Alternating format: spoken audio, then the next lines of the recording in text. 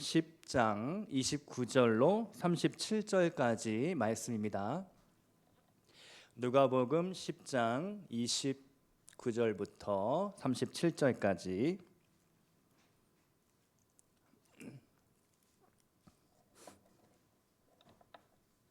네, 다 찾으셨으면 우리 한 목소리로 봉독 29절부터 하시겠습니다. 그 사람이 자기를 옳게 보이려고 예수께 여짜오되 그러면 내 이웃이 누구니까? 예수께서 대답하여 이르시되 어떤 사람이 예루살렘에서 여리고로 내려가다가 강도를 만나매 강도들이 그 옷을 벗기고 때려 거의 죽은 것을 버리고 갔더라.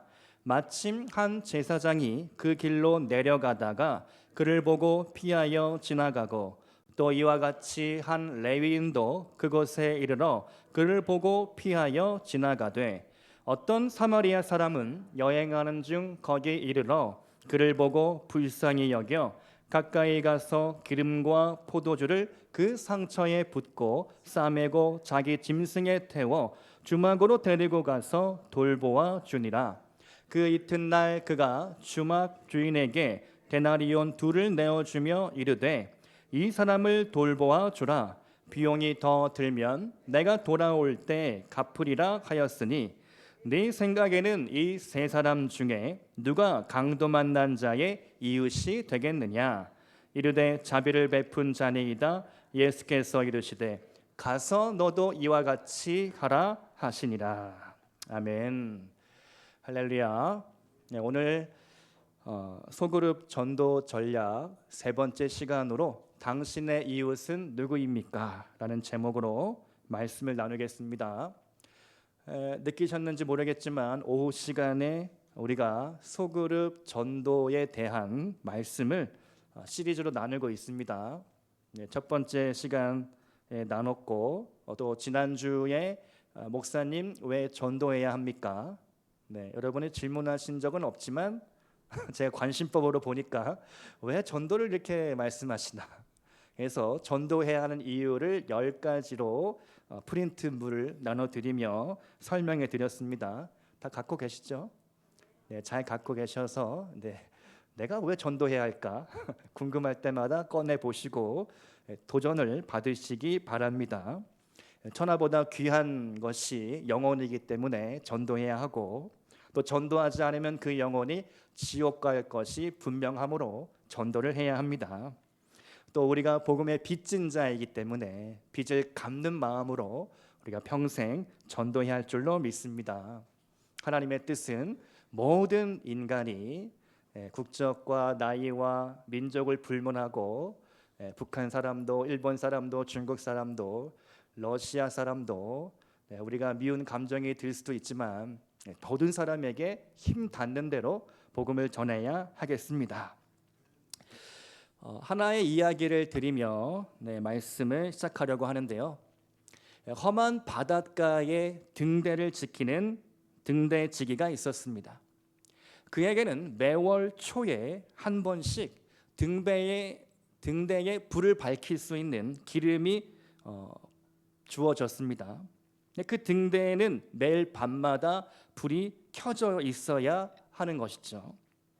하루는 어떤 여자가 이 등대지기를 찾아와 기름을 좀 구워달라고 부탁을 합니다. 집에 기름이 떨어져서 아이들이 추운 겨울에 덜덜 떨고 있으니 사정 좀 봐달라 간곡하게 애원하니까 등대지기가 그를 가엾게 여겨 기름을 조금 나눠 주었습니다.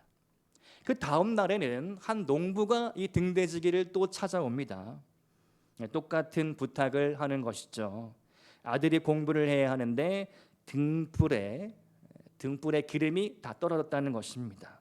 그 사람도 기름을 한 통 얻어갈 수 있었습니다. 며칠 후에도 또 어떤 사람이 찾아와서 내가 이 경운기 같은 또 농기계를 운영을 해야 되는데 기름이 떨어져서 농사일을 못하고 있다는 겁니다. 등대지기가 또 그 사람에게도 기름 한 통을 나눠 주었습니다. 등대지기가 이렇게 오는 사람마다 기름을 나눠 주었기 때문에 그 달의 마지막 하순경이 되었을 때 기름 탱크가 그만 텅텅 비고 말았습니다. 등대에 불을 켤 수가 없는 것이죠. 근데 하필 그날 밤에 큰 폭풍우가 불어 닥쳤고 칠흑과 같이 어두운 한밤중에 세 척의 배가 등대 앞에 바위에 부딪혀서 파선하고 말았습니다. 등불이 꺼진 등대는 배들에게 경고의 메시지를 주지 못했고 당연히 이곳을 지나가면 등대 불이 켜져 있을 거라고 생각했던 선장들을 혼동시킨 것이죠. 그 결과 100여 명의 사상자가 발생하고 말았습니다. 정부 당국에서 조사를 나왔습니다. 등대지기는 자기 변명을 하는 것이요. 딱한 사정의 사람들이 이러저러한 이유로 나를 찾아와 내가 기름을 나눠줄 수밖에 없었습니다. 그러자 조사 담당관은 엄중하게 이렇게 말합니다. 당신에게는 오직 한 가지의 사명이 주어졌습니다. 그것은 저 등대를 매일 밤마다 환하게 밝히는 임무입니다.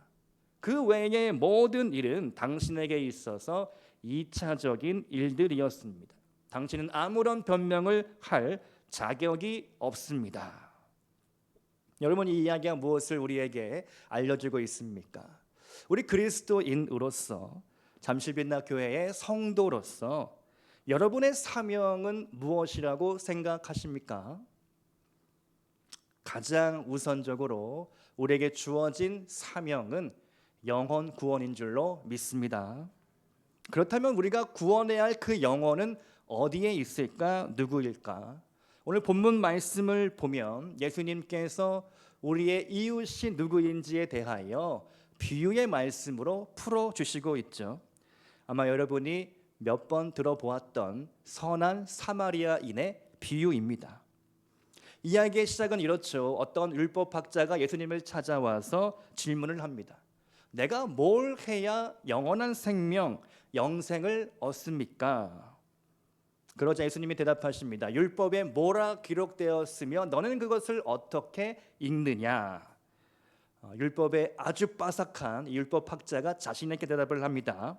주 너의 하나님을 사랑하고 내 이웃을 내 몸과 같이 사랑하라. 자, 그때 예수님께서 그 말씀대로 살아라 이렇게 율법학자에게 대답을 합니다. 율법학자가 궁금한 거죠. 그렇다면 내가 돌보고 섬겨야 할 이웃은 누구입니까?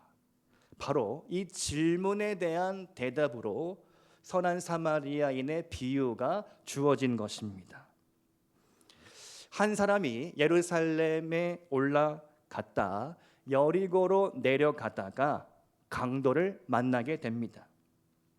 이 비유를 풀 때 장소가 중요합니다. 예루살렘과 여리고, 예루살렘에서 여리고로 내려가던 중에 이 사람은 강도를 만납니다. 그렇다면 이 사람은 뭘 하고 어디로 가는 중이었을까? 예루살렘에 올라가 제사를 드리고 예배를 드린 후에 본인의 집으로 돌아가는 귀갓길이었던 거죠. 근데 그 길에서 강도를 만나게 됩니다. 강도들은 아주 사악합니다. 인정사정 봐주지 않았죠. 옷을 벗기고 매로 때리면서 가진 것을 다 털어갔습니다. 이 강도 만난 자는 거의 반죽음이 된 것이죠. 피가 흐르고 정신을 잃어가며 혼미해지며 그런 위급한 상태가 되고 말았습니다. 그때 다행히도 한 사람이 지나가게 되는데 그 사람은 제사장이었습니다. 제사장은 도와주기는커녕 오히려 이 사람을 못 본 척 피해 갑니다. 제사장이 왜 이렇게 행동을 했을까요? 단순히 귀찮아서 엮이기 싫어서가 아니었습니다. 종교적인 이유가 있었는데 제사장은 강도 만난 사람처럼 지금 예루살렘에서 성전 일을 다 끝내고 여리고의 자기 집으로 복귀하는 중입니다. 기록에 따르면 여리고에 약 5천여 명의 제사장들이 집단으로 살고 있었다고 해요. 그러니까 여느 제사장들처럼 여리고 집에서 성전 일을 감당하러 이 순번에 따라서 예루살렘 성전 일을 마치고 다 끝내고 이제는 좀 쉬어야겠다. 집에 가서 발 닦고 좀 쉬어야겠다. 돌아가는 중입니다. 자, 그런데 제사장이 분명 강도 만난 사람을 봤습니다. 근데 왜 도와주지 않았을까? 그것은 이 사람이 지금 피를 흘리고 있죠. 제사장이 만약 가까이 가서 그 피를 만지면 제사장은 부정하게 됩니다. 피를 만지면 부정 타게 되는 거죠. 쉬운 말로. 그러면 이 사람은 다시 예루살렘에 올라가 자기의 몸을 정결하게 하는 율법 절차를 다시 해야 합니다. 그리고 만일 이 사람이 죽었다면, 강도 만난 사람이 죽었다면 그 사람을 건드리는 순간 시체를 만진 것이 되므로 역시 또 부정하게 됩니다. 피를 만지거나 시체를 만지거나 다 레위기 율법 말씀에 따르면 부정타게 되기 때문에 제사장은 다시 예루살렘으로 복귀를 해서 성전에 올라가서 번거로운 그런 절차를 행해야 하는 거죠. 제사장은 빨리 집에 가서 쉬고 싶었습니다. 귀찮은 일에 엮이기 싫었던 것이죠. 그래서 못 본 척 여리고로 자기 집으로 그냥 가버립니다. 두 번째로 레위인이 나옵니다. 레위인이 멀찌감치 제사장님께서 그냥 못 본 척 지나가는 걸 보니까 자신도 제사장이 안 한 걸 내가 굳이 할 일이 있을까? 그래서 레위인도 그냥 지나가게 됩니다. 세 번째 등장인물은 놀랍게도 사마리아인입니다. 사마리아인은 그 강도 만난 사람을 가까이 가서 그를 일으켜 세워주고 피를 닦아주고 자신이 타고 온 짐승에 태워 여관에 데려갑니다. 그리고 정성껏 성심껏 돌보아 주죠. 여관 주인에게 비용을 선지불합니다. 말씀에 따르면 데나리온 2개를 미리 지불을 했죠. 그런데 혹시 이 사람을 치료하고 돌봐주다가 요금이 오버되면 내가 다시 돌아오는 길에 반드시 그것까지 다 갚아주겠다. 이렇게까지 선심을 호의를 베풀게 됩니다. 중요한 것은 사마리아인 안에 강도 만난 사람에 대한 불쌍히 여기는 마음이 있었다라는 것이죠. 가던 길을 멈춰야 했고 그리고 일정이 스케줄이 꼬일 수도 있는데 그리고 그 사람을 도와주다가 어떤 어려움을 당할 수도 있었는데 그 모든 것을 뛰어넘는 사랑이 있었고 긍휼의 마음이 있었습니다. 끝까지 책임을 져 주었습니다. 예수님은 이렇게 비유를 말씀하신 후에 이 세 사람 중에 누가 강도 만난 자의 이웃이 되겠느냐 질문을 하죠. 바로 그 현장에 있었던 율법학자에게 질문을 했습니다. 율법학자가 대답을 합니다. 자비를 베푼 자입니다. 절대로 사마리아인입니다라고 대답을 안 합니다. 왜 그랬겠습니까? 유대인들은 사마리아인 하면 혐오와 모멸감을 느꼈기 때문이죠. 이방인을 개 취급하는 문화가 있습니다. 유대인들은 이방인을 개 취급합니다. 그런데 사마리아인은 개만도 못한 인간이라고 생각했습니다. 왜 그러냐면 북이스라엘이 멸망당한 이후에 사마리아 땅에 사는 모든 유대인들은 이방인들과 결혼을 하면서 그 피가 섞이게 됐고 완전히 잡족이 되어버렸기 때문인 거죠. 정통 예루살렘의 유대인들이 볼 때 사마리아는 완전히 잡족, 개만도 못한 그런 부류로 무시하고 있었기 때문입니다. 결코 사마리아인이 나의 이웃입니다라고 대답하지 않고 자비를 베푼 사람입니다. 이렇게 율법학자는 에둘러 대답을 할 수밖에 없었습니다. 여러분, 이 비유를 듣는 유대인들은 다 충격에 빠졌을 겁니다.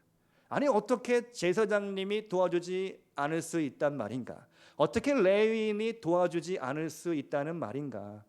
우리가 개 취급하고 개만도 못하다라고 비난하는 사마리아인이 어떻게 나서서 강도 만난 사람을 도와주었단 말인가? 이 비유 속에 강도 만난 사람은 분명히 유대인이었을 것입니다. 그 유대인을 같은 유대인은 도와주지 않았는데 사마리아인이 선뜻 나서서 도와주었다라는 이 비유의 스토리, 예수님은 그 유대 사회에 돌을 던지시는 거죠. 너희들이 그렇게 존경하는 제사장 레위인들, 그런 사람들이 결코 너희를 율법을 어기면서까지 도와주지 않는다라는 것입니다. 예수님께서 안식일날 손 마른 사람을 고쳐주셨을 때 안식일에 치유 행위를 하는 그것을 유대인들은 싫어했고 비난했습니다. 안식일이라면 율법을 지켜야지 어떻게 치료 행위를 할 수 있느냐. 유대인들은 율법이라는 그 틀 안에 갇혀서 결코 하나님의 사랑을, 이웃 사랑을 실천하지 않고 있었습니다. 교회는 유람선이 아니라 전투함이다, 이런 비유를 씁니다. 여러분 혹시 유람선 크루즈 배를 타보신 적이 있을까요? 네, 제가 과거에 중국으로 배낭여행을 갈 때 인천 연안부두에서 그 중국 산동성의 위해라는 도시까지 아주 큰 배를 타고 1박 2일로 건너간 적이 있는데요. 그 배는 뭐 크루즈 여객선에 비할 바는 아니지만 딱 들어가니까 칸칸이 객실이 쫙 있고 뭐 식당도 어마어마하고 뭐 그 안에 뭐 놀이 시설부터 해가지고 유흥 뭐 여러 가지 시설들이 다양하게 있더라고요. 배에 타서 객실에 누워 있는데 내가 지금 배를 탄 건지 건물에 있는지 분간이 안 될 정도로 뭐 그렇게 큰 진동도 없고 아주 여유롭게 1박 2일로 중국 여행을 갈 수가 있었습니다. 제가 찾아보니까 지금 운항되는 크루즈 여객선 규모가 11만 톤급에 달하는데 63빌딩보다 한 40m가 더 길다고 합니다. 63빌딩이 그렇게 높은데 그 빌딩보다 40m 더 긴 그런 어마어마한 크루즈 여객선에 여러분이 승선을 했습니다. 얼마나 행복하시겠습니까? 한번 상상해 보시기 바랍니다. 그 유람선을 타면 내가 할 일이 없는 거죠. 그냥 즐기면 됩니다. 그 배에 타서 이 안전한 배, 나를 원하는 곳으로 데려다주고 그곳에 도착해서 즐기고 행복한 시간들을 보낼 수 있습니다. 그런데 교회는 유람선 크루즈 여객선이 아니라 전투함이다, 이렇게 우리는 정의를 바꿔야 합니다. 전투함에 타면 그 군인들은 24시간 긴장의 끈을 놓을 수가 없습니다. 항상 대기 상태인 것이죠. 어디서 어떻게 적군이 나타날지 모릅니다. 전투함이 또 잠수함이 언제든 우리 배를 공격할 수 있는 것이죠. 그래서 내 위치와 내 역할, 내 임무를 정확히 알고 있어야 됩니다. 비상 알람이 뜨면 바로 그 자리에 들어가서 전투 대기 상황으로 가야 하는 것이죠. 교회의 본질은 전투함과 같습니다. 결코 유람선이 아니라는 것이죠. 우리는 지금도 영적인 전쟁 가운데 있다라는 사실입니다. 여러분이 맡겨진 직분이 있고 사명이 있습니다. 구역 안에서 또 맡은 바 사명이 있는데 내가 정말 오전에 말씀드린 것처럼 아무것도 하지 않는 사람, 서서히 죽는 사람이 아니라 하나님 앞에서 나의 달란트와 나의 재능을 가지고 내가 무슨 일을 섬겨야 할까, 어떻게 우리 구역원들을 대하고 지혜롭게 그들의 인생을, 신앙을 이끌어 주어야 할까, 이것을 한번 자신에게 계속해서 질문해 보시기 바랍니다. 기네스북에 가장 많은 인원을 구출한 단일 선박으로 등재된 배는 메러디스 빅토리호라고 합니다. 이 이름을 들어보신 적이 있는지 모르겠습니다. 이 배는 원래 60명이 정원인데 무려 14,000명을 구출했습니다. 정원에 무려 230배나 되는 사람을 태웠습니다. 이 배의 신기록이 바로 우리나라에서 세워졌죠. 때는 1950년 12월에 일어난 흥남부두 철수 작전이었습니다. 그때 6.25 한복판에서 피난민 20만 명이 부둣가에 몰려들었습니다. 국군 지휘부와 통역을 맡았던 현봉학 박사라는 분이 작전을 지휘하고 있는 에드먼드 장군을 찾아갑니다. 강하게 설득을 하는 거죠. 지금 피난민을 배에 태우지 않는다면 우리 국군은 이 피난민과 함께 육로로 내려가겠습니다. 국군은 피난민을 안전하게 돌봐야 할 의무가 있기 때문입니다. 이렇게 간절히 호소를 하자 결국 에드먼드 장군이 결정을 내렸습니다. 그리고 메러디스 빅토리호에 있었던 모든 자재와 군수 물품들을 바다에 다 버리고 그 자리에 사람을 태운 것이죠. 그 25만 톤의 군수 물자를 바다에 버린 후 14,000여 명의 피난민을 태워 이 배가 12월 25일 크리스마스 날 거제도 장승포항에 도착하게 되었습니다. 그야말로 크리스마스의 기적과 같은 일이었죠. 거제도 사람들은 피난민들을 조건 없이 사랑으로 받아주고 품어줍니다. 먹을 것이 없는 그들에게 먹을 것을 주고 잠자리를 제공하고 수개월 동안 그들을 보살펴주고 함께 살았다라고 합니다. 지금도 거제도에는 그때 피난민으로 왔다가 아예 그 섬에 정착한 사람들도 있다고 합니다. 여러분, 교회의 사명은 바로 이와 같은 영혼 구원의 사명인 줄로 믿습니다. 그렇다면 여러분의 이웃은 누구입니까? 내가 돌봐야 할, 내가 복음을 전해야 할 이웃이 누구일까? 이제 우리가 추수감사 주일을 목표로 우리 구역마다 작정한 영혼들을 놓고 4주 동안 힘써 기도하기를 원합니다. 이미 몇 개월 전에 구역별로 이름들을 다 제출하고 함께 공유한 것으로 알고 있는데요. 우리가 계속해서 그 이름들을 놓지 않고 부르짖어야 할 줄로 믿습니다. 전도는 한 번에 되는 일이 아닙니다. 그래서 7번, 8번, 9번, 10번째에 그 영혼이 돌아올 수 있는 거죠.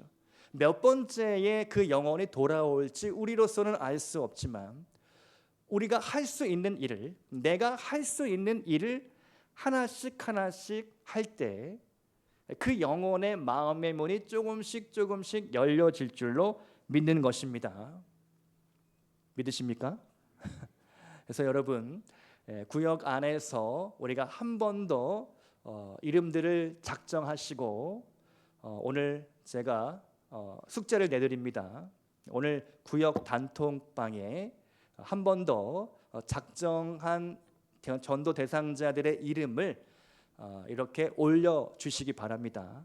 그래서 구역 강사님들이 혹은 구역장님이 이렇게 그 이름을 올려달라고 구역 단톡방에 한 번 더 띄워주시고 또 오늘 저녁 7시까지 오늘 저녁 7시까지 여러분이 추수감사 주일날 초청할 전도 대상자들을 올려주십시오. 이렇게 구역 강사님이 단톡방에 공지를 해주시고 그래서 이름을 쫙 받아서 7시까지 마감을 하시고 그리고 저에게 말씀해 주시기 바랍니다. 저에게 카톡 주시면 됩니다. 가능하시죠? 할렐루야. 그래서 여러분이 한 영혼이라도 그 이름을 우리가 공유하고 내가 마음에 품고 있는 것만으로는 부족합니다. 그것을 우리가 함께 공유하고 기도할 때 제가 그 명단을 다 받아서 제가 이 자리에서 새벽마다 기도하는데 그 이름 부르면서 4주 동안 기도하겠습니다. 네, 선포합니다. 강단에서 기도하겠습니다. 그래서 여러분이 그 이름을 단톡방에 올려주시고 저에게 알려주시기 바랍니다. 여러분의 이웃, 여러분이 복음을 전하지 않으면 그 이웃, 여러분의 부모님일 수 있고 자녀일 수 있고 친척일 수 있고 여러분의 거래처 직원일 수 있고 여러분 사업장의 직원일 수 있고 직장 동료일 수 있습니다. 그 영혼은 여러분이 입을 열어서 예수에 대하여 복음에 대하여 전하지 않는다면 지옥에 가는 것입니다. 이것은 부인할 수 없는 일입니다. 우리가 그 일을 향하여 계속해서 기도하고 또 함께하고 특별히 추수감사 주일날은 우리가 교회에 잔치를 열게 되는 거죠. 잔칫날 전도 대상자들을 초청해서 우리가 함께 예배도 드리고 예배드리기 어려우면 밥 먹으러 와라. 또 우리 바자회 물건을 판매하니까 아프리카에 염소 한 마리 사주니까 염소 한 마리 사준다 셈치고 와서 물건을 사라. 이렇게 광고해 주시고 홍보해 주셔서 여러분이 전도하고 또 우리 교회가 잃어버린 영혼을 구원하는 그런 교회 될 수 있기를 소망합니다. 여러분, 교회는 유람선이 아니라 전투함입니다. 여러분이 할 수 있는 그 자리에서 힘써 사명을 감당할 때 우리 교회가 반드시 부흥될 줄로 믿습니다. 할렐루야. 우리가 이 일을 위하여 함께하고 또 기도하고 주님 앞에 나아갈 수 있기를 소망합니다. 함께 기도하시겠습니다.